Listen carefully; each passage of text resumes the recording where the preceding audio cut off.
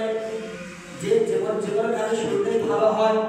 আমি আপনি যদি বছর শুরু থেকে যদি এমন নিয়ম করে দিই যে ইনশাআল্লাহ এক বছর সব কাজা করবো না, তাহলে বা করবেন না।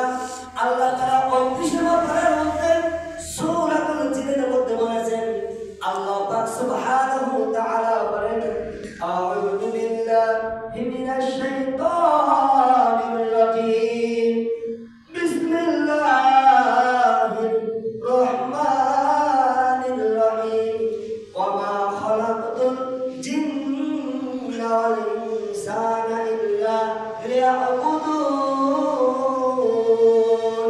আল্লাহ পাক সুবহানাহু ওয়া তাআলা বলেন, আমি মানব ও জিন জাতির সৃষ্টি করেছি আমার ইবাদত বندگی করার জন্য। অর্থাৎ আপনি যে কাজটাই করবেন ওটাই আল্লাহ তাআলা ইবাদতের মধ্যে গণ্য হবে। তবে কাজটা যদি সুন্নত তরিকায় হয়, কি করে হয় বলেন তো? সুন্নত তরিকায়। আপনারা সবাই সকাল থেকে নিয়ে এখন পর্যন্ত কেউ না কেউ সংসারের কাজ করেছেন, বলেন আপনারা? কেউ হবে যাদের ব্যবসা আছে তার দোকান খুলেছেন, যাদের বাড়িতে কৃষিকাজ আছে কৃষিকাজ করেছেন, যাই যে কাজটাই করেছেন। কিন্তু আপনার নিয়ম যদি এমন থাকতো যে আমি এই কাজটা করতেছি, এই ব্যবসা করতেছি, আমি আমার পরিবার, আমার পরিজন, আমার সন্তান তাদেরকে ভালো করে খাওয়ার জন্য সুন্নত তরিকায় তারা যেন হালাল রুজি খায়, এই নিয়মে বিসমিল্লাহ বলে কাজ শুরু করেন।